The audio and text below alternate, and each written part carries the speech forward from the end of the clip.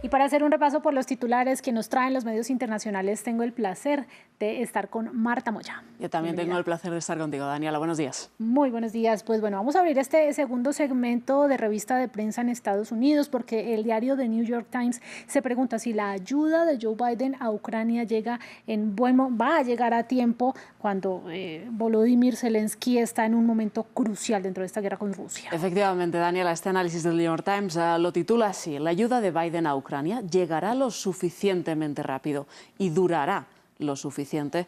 Sostiene este análisis que Biden continúa empeñado en hacer ver a Vladimir Putin que el apoyo de Washington a Kiev es inquebrantable y que además pues esto ocurre mientras ciertos sectores republicanos presionan para que Washington modere esa ayuda a Ucrania. Recuerda este análisis que ayer el presidente de Estados Unidos firmó un acuerdo de seguridad con su homólogo ucraniano Volodymyr Zelensky, un acuerdo de 10 años en el que se garantiza tanto envío de armas, apoyo en inteligencia, asesoramiento y tecnología para intentar que Ucrania, por un lado, gane la guerra y, por otro lado, para evitar futuras posibles guerras por parte de Rusia. No obstante, dice este análisis del New York Times, la mayor preocupación para el cada vez más asediado líder de Ucrania y para toda Europa es que los acuerdos en sí mismos tal vez no sobrevivan al resultado de las elecciones estadounidenses.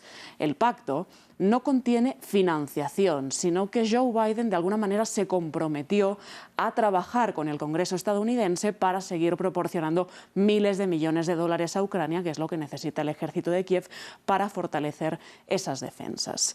Dice el New York Times, la mayor preocupación para Zelensky es que Biden pueda estar en su última cumbre del G7, porque ayer todo este pacto de seguridad se firmó en el marco de la cumbre que tiene lugar en Italia estos días. Dice también el New York Times, cualquiera de las partes podrá rescindir el acuerdo proporcionando una notificación escrita por la vía diplomática. Esto es un párrafo que se enmarca dentro del grueso del pacto que firmaron ayer Joe Biden y Zelensky. El miedo es que Donald Trump llegue a la Casa Blanca y se pueda revertir todo este pacto de seguridad firmado entre las partes. Entonces hay mucha preocupación desde el lado ucraniano de que quede en papel mojado todo este pacto de seguridad a 10 años en un momento crucial para la guerra con Rusia. Y a propósito de Rusia, vamos a ir con medios de este país que hablan sobre la decisión de la Fiscalía de llevar a juicio este caso del periodista estadounidense que lleva 14 meses en prisión preventiva. Hablamos de Evan Gershkovich y tenemos reportes del Moscow Times, en primer lugar, que titula hoy Rusia envía a juicio el caso del periodista estadounidense. Ayer los fiscales rusos tomaron esta decisión allanando el camino para que el periodista del Wall Street Journal, Evan Gershkovich, de nacionalidad estadounidense, pues sea juzgado por un caso de espionaje que tanto la Casa Blanca como él mismo obviamente niegan. Recuerda el Moscow Times que Gershkovich fue detenido en marzo de 2023 y desde entonces permanece recluido bajo esas acusaciones de espionaje. Las acusaciones que pesan sobre él es que el periodista estaba dando pues información de inteligencia precisamente a la CIA sobre un fabricante de tanques en una región rusa.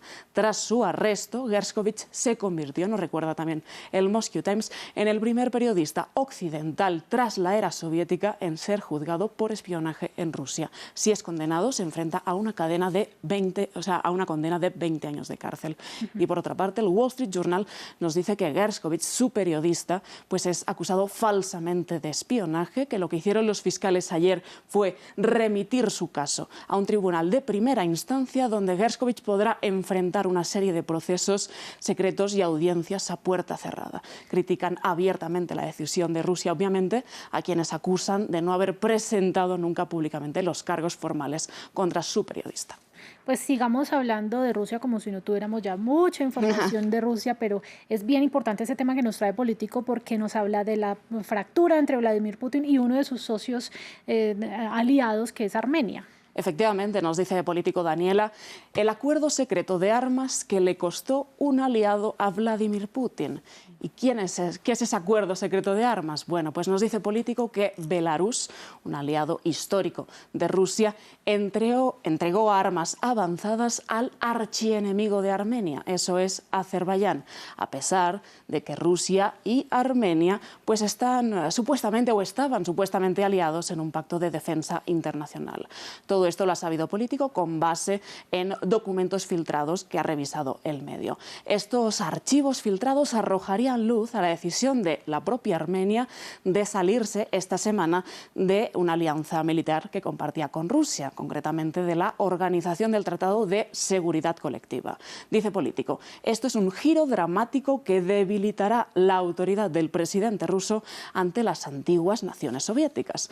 En paralelo, está a punto Armenia de hacer un giro histórico hacia Occidente, mirando a Europa y a la OTAN después de esta ruptura oficial con Vladimir Putin.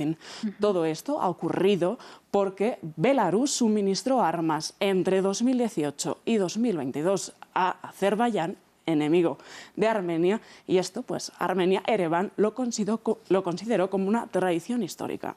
Bueno, cerremos entonces este bloque de Rusia y vengámonos hacia nuestra región, porque en Haití nos trae la sección de América Futura del País un reportaje sobre desplazamientos forzosos de civiles en pos de una seguridad que no está llegando. Efectivamente, titula América Futura, desplazados en nombre de la seguridad. Haití ha despojado de sus viviendas a más de 900 familias, estos serían más de 7.000 personas que vivían en los alrededores del Aeropuerto Internacional de Puerto Príncipe, nos refiere América Futura.